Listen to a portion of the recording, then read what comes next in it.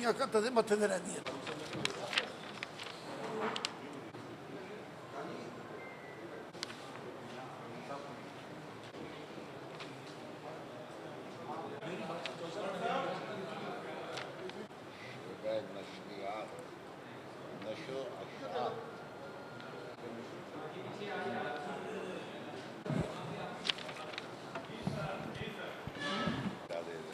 नहीं देता जनाब, फिक्र नहीं कर। बिस्मिल्लाहिर्रहमानिर्रहीम।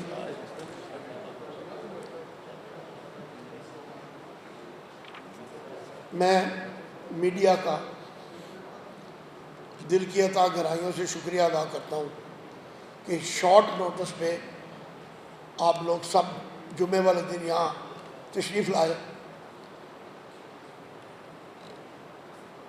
गुजारिश ये है कि जिस दिन से लाहौर चैम्बर में इलेक्शन हुए 2024 के, हम लोग उस दिन से ही कह रहे हैं कि इलेक्शन धांधली वाले इलेक्शन है। इसमें बहुत सारे फ्रॉड किए गए, मुख्तलिफ केस भी हमने किए। एक DGTO साहब ने पहले फैसला किया, उस फैसले पे गिनती हुई वोटों की। हमने फिर कहा कि जी ये गिनती गलत है। आज अल्हम्दुलिल्लाह हमारे उस मौक़िफ़ को DGTO साहब ने मान लिया और 4 पॉइंट हमने दिए थे, चारों के चारों ही उन्होंने एक्सेप्ट किए। उनमें पहला पॉइंट था बैलेट पेपर को गलत तादाद जाहिर करना। बैलेट पेपर इन्होंने शो किया था 10,400 और बनाया था 24,400। उसके बाद नंबर 2 पे था दोबारा गिनती जो हुई, उसमें 3 इलेक्शन कमीशन थे।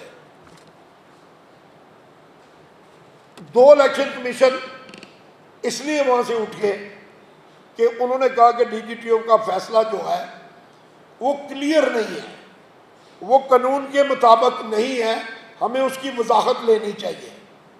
लेकिन क्योंकि चैम्बर का अमला उनके साथ मिला हुआ है, उन्होंने ना हमारी बात सुनी, ना इलेक्शन कमीशन की बात सुनी, और एक इलेक्शन कमीशन ने, नसरुल्लाह मुगल साहब ने, वो इलेक्शन वो जो गिनती थी वो अकेले ने करा दी।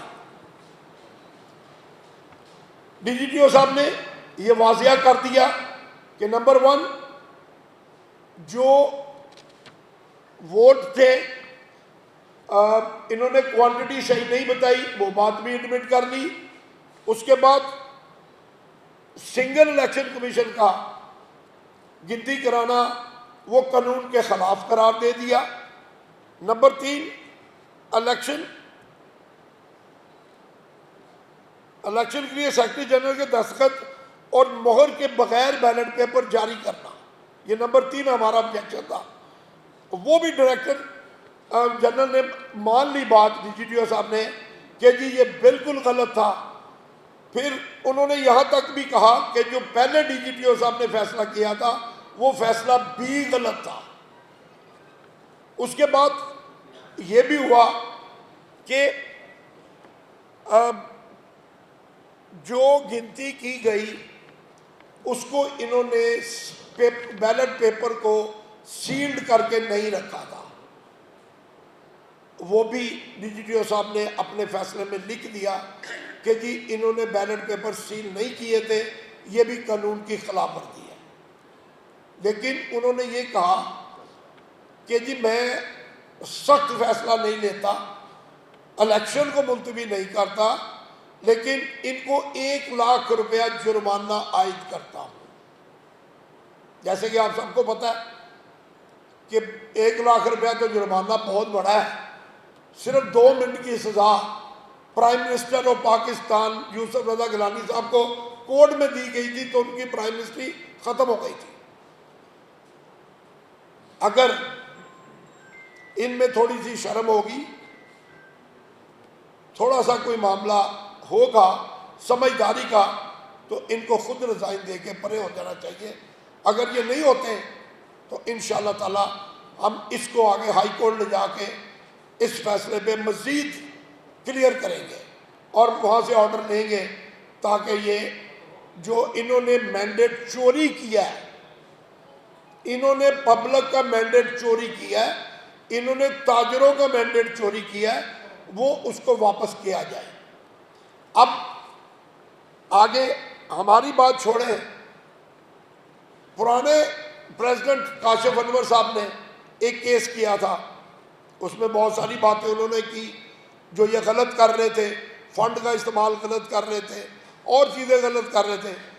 डीजीपी ने उनकी भी सारी बातें मान के सेक्रेटरी जनरल को ऑर्डर किया कि ये सब कुछ ठीक करो। सबसे बड़ी बात, मौजूदा प्रेसिडेंट अफजल शाह साहब ने जो रिजाइन दिया, मेरी नज़र में वो इन तीनों ग्रुपों के लिए एक वाइट पेपर की हैसियत रखता है। जो बातें हम कह रहे हैं वो प्रेसिडेंट साहब ने भी कह दी कि जनाब इन्होंने 6 महीने काम नहीं करने दिया, इन्होंने मेंबर कमेटी जो है वो भी ज़बरदस्ती मेरे से अपॉइंट कराया और मेंबरशिप में धांधली हो रही है और अनऑथोराइज लोगों को वहाँ पे मेंबरशिप दी जा रही है जो एलिजिबल नहीं है। तो जब इस तरह की बातें होंगी तो मुझे नहीं समझ आती कि इन्होंने इतना बड़ा इदारा प्रीमियर चैम्बर, उसकी इज्जत को दागदार कर दिया और लाहौर के तमाम ताजरों का मैंडेट चोरी कर लिया। मैं रिक्वेस्ट करूंगा अपने सेक्रेटरी कॉमर्स साहब को, डीजीटीओ साहब को और अपने सब दोस्तों को भी रिक्वेस्ट करूंगा कि आगे हाई कोर्ट जाने की तैयारी करें और इनको यहाँ से निकालें ताकि जो ताजरों का मैंडेट चोरी हुआ है वो वापस दिया जाए। अब मैं रिक्वेस्ट करूंगा मियां मिसबाहुर रहमान साहब से कि वो अपने ख्यालात का इज़हार करें। बिस्मिल्लाहिर्रहमानिर्रहीम। सब दोस्तों का जी बहुत बहुत शुक्रिया।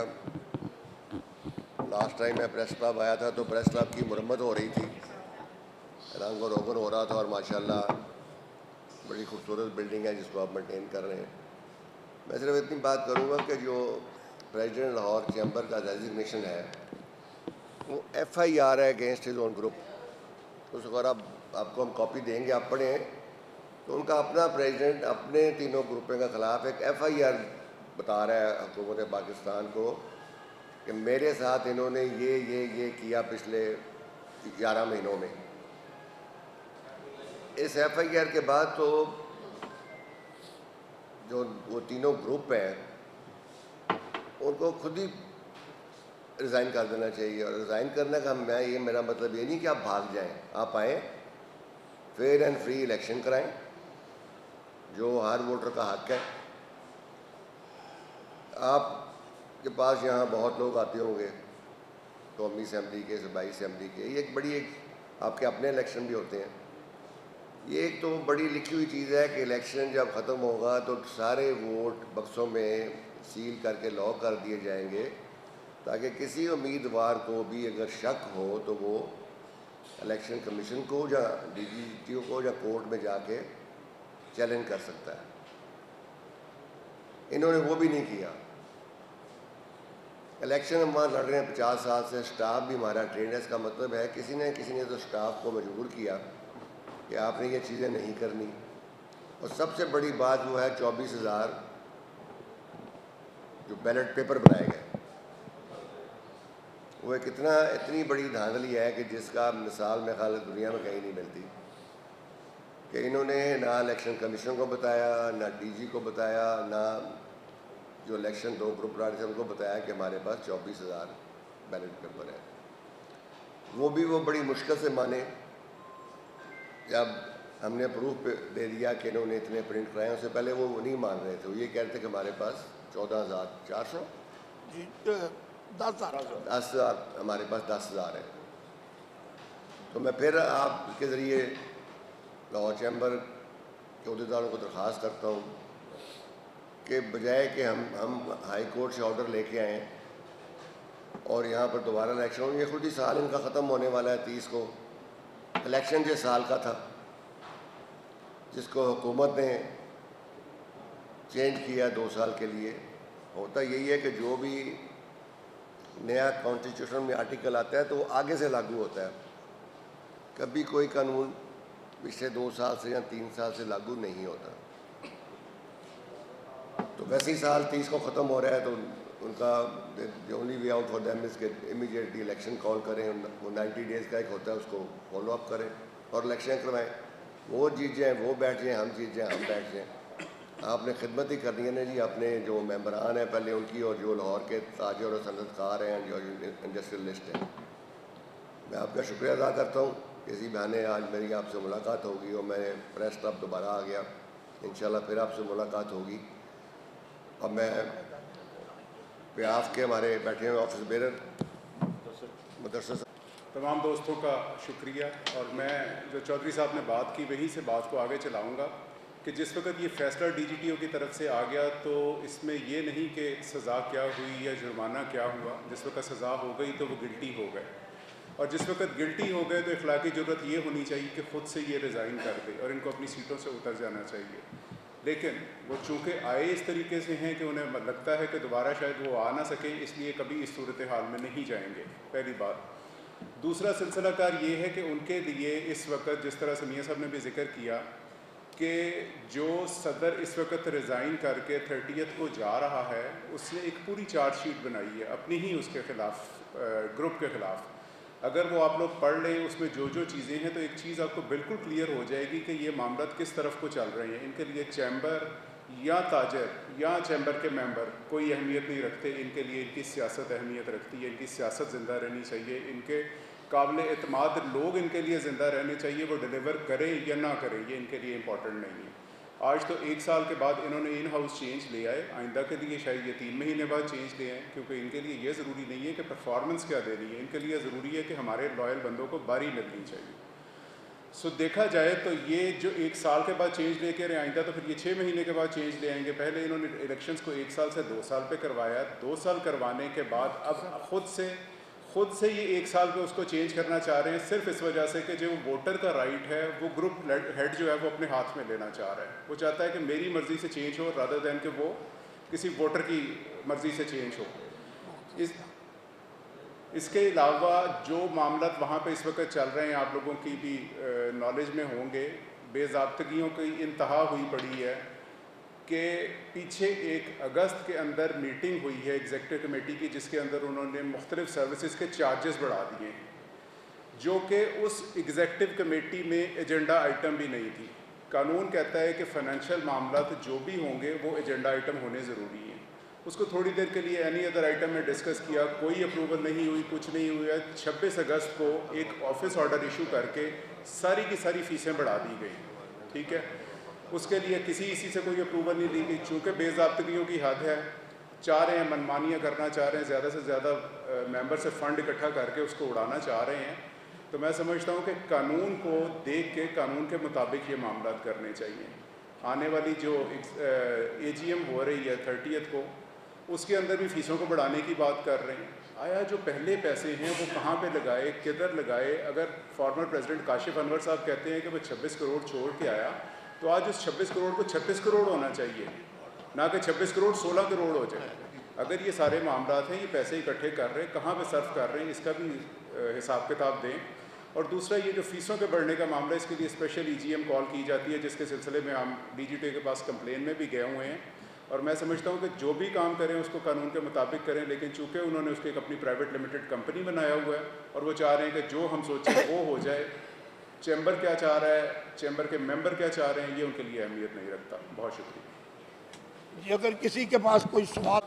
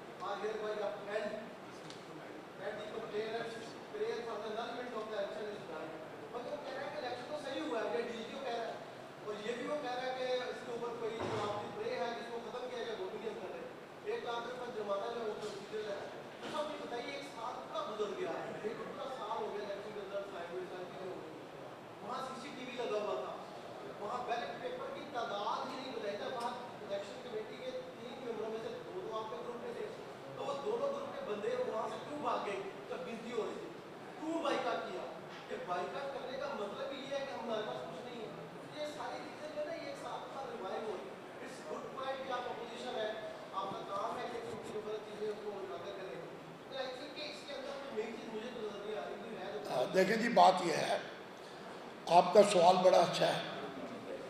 पहली बात तो यह है कि DGTO साहब ने, आप उसको ज़रा शुरू से पढ़े तो उसमें उन्होंने वाजिया लिखा है कि जी ये भी बात ठीक है, ये भी बात ठीक है, ये भी बात ठीक है। ये वाकई ही गलतियाँ हुई हैं तो 1 लाख रुपया फाइन हुआ ना। अगर वो ना हुई होती तो फाइन करने की जरूरत ही नहीं थी। उन्होंने कहा कि मैं सख्त फैसला नहीं करता।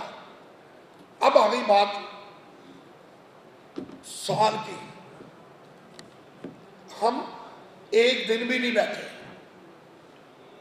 ये हुकूमत का काम है, DGTO साहब का काम है कि फैसला कब करते हैं। ये उस दिन से हेयरिंग हो रही थी, मुकदमा चल रहा था। अब आ गई बात कि वहां से क्यों उठे। इसी फैसले में ये जो DGTO मौजूद है, इन्होंने लिखा है कि जी पहले DGTO ने जो फैसला किया था, जिन्होंने गिनती का ऑर्डर दिया था, वो ऑर्डर ही गलत था।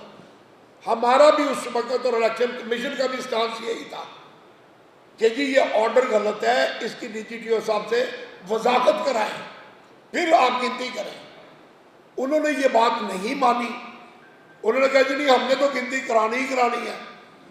उसके बाद जो बैलेट पेपर आए वो सील्ड ही नहीं थे, खुले थे। जब बैलेट पेपर खुले थे, सील्ड नहीं थे, तो वो तो कोई साबित नहीं कर सकता कि ये बैलेट पेपर वही है जो जिनको लोगों ने वोट डाले हैं। बैलेट पेपर वो होता है जब इलेक्शन के बाद, गिनती होने के बाद उसको प्रॉपर सील्ड किया जाता है। सील्ड में इलेक्शन कमीशन के साइन होते हैं, सेक्रेटरी जनरल के साइन होते हैं, किसी के साइन ही नहीं थे। तो बात यह है कि इलेक्शन कमीशन ने इसलिए वहां से वॉकआउट किया, दो ने। हमने इसलिए वॉकआउट किया कि हम चाहते थे कि इस फैसले की पहले वजाकत करें, फिर आप आके उसको गिनती करें। हम गिनती से नहीं भाग रहे थे। नहीं तो हम तो गिनती में गए ही नहीं। हमने तो उस इलेक्शन को कैंसिल करने के लिए DGTO साहब के पास गए। DGTO ने फैसला कर दिया कि जी रिकाउंटिंग करा लें। अब रिकाउंटिंग में यही हम कह रहे थे कि फैसला गलत है। उनकी इन्होंने वजाकत नहीं कराई, इन्होंने गिनती कर ली। अब वही फैसला हमसे मान लिया उन्होंने। जी please.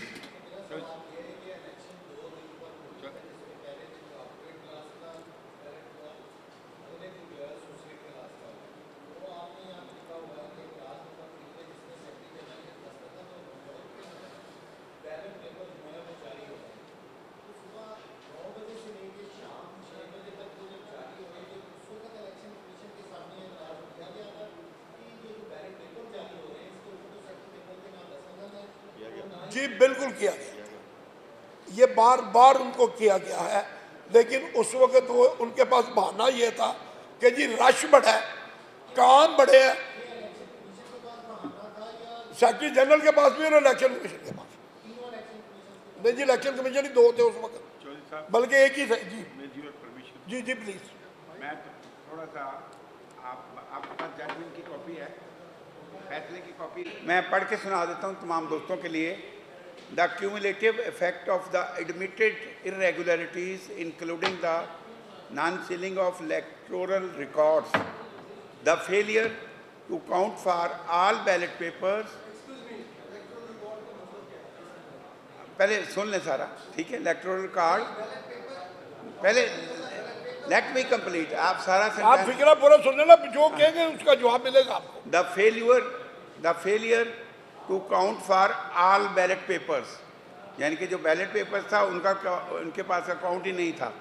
And the fragmentation of the election commission is of a magnitude, ये इंपॉर्टेंट है लफ्ज़, is of a magnitude that in law could justify the annulment of LCI elections.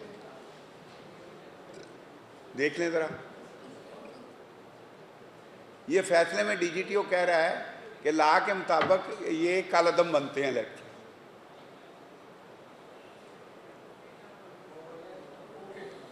ठीक है जी, अब आगे आ जाएं। आगे कहता है जी, however in the light of factual evidence from the recount, ये फिक्रे पे भी ज़रा गौर करें। अब वो बात कर रहा है कि जो रिकाउंट में रिज़ल्ट आया है उसके मुताबिक कुछ ज़्यादा फ़र्क नहीं पड़ा, इस वजह से मैंने इसको कालअदम करार नहीं दिया। अब रिकाउंट के बारे में इसी फाइंडिंग में पैरा ए पढ़ें, ये डी है ना, क्वेश्चन नंबर 1 पढ़ें। क्वेश्चन नंबर 1 में वो कह रहा है the recounting process was not legally valid. आप ए में आ गए, आप 25 ए में भाई मैं आपसे मुखातब हूँ, 25 ए में आ गए आप, 25 ए में आए जरा, 25 ए इसी में डी का ए आ जाए पिछले सफ़े पे। पहला फिक्रा पढ़े, आप खुद पढ़ें।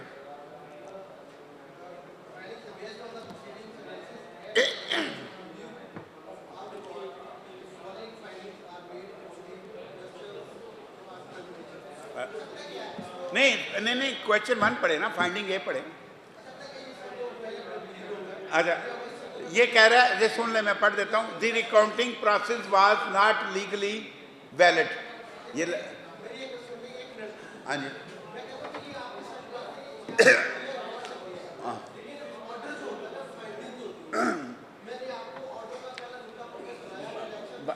भाई जी ये आप मेरी एक्सप्लेनेशन पहले सुन लेना। नहीं बैच नहीं, ये लिखा हुआ है, उसी ने लिखा हुआ है ना वो। अब हम हाँ जी ऑर्डर में उसने जुर्माना कर दिया।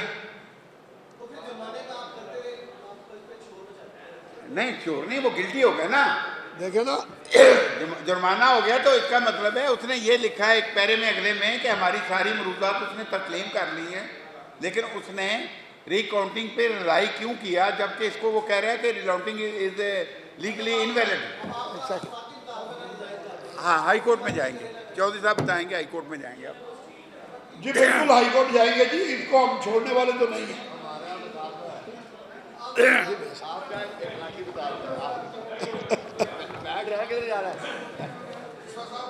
जी जी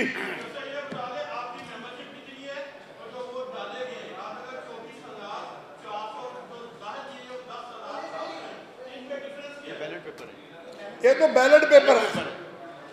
बैलेट पेपर उन्होंने 24,400 प्रिंट कराए थे, लेकिन डिक्लेयर जो किया वो 10,400 थे। जी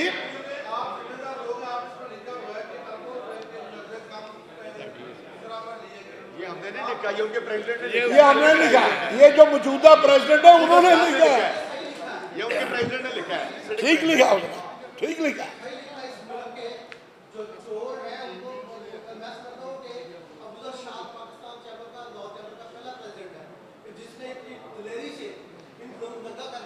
इसमें कोई शक नहीं, इसमें कोई शक नहीं। वो ठीक कह रहे हैं जी, है जी, उसने नाम लिखे हुए हैं बीच में, तो हमने तो उसके फैसले का जिक्र, उसके रेजिग्नेशन का जिक्र कर दिया। अंजुम अनुसार का लिखा नाम और उसने प्रेसिडेंट फेडरेशन का नाम लिखा, 2 नाम लिखे हैं उसने, वो पढ़ ले आप।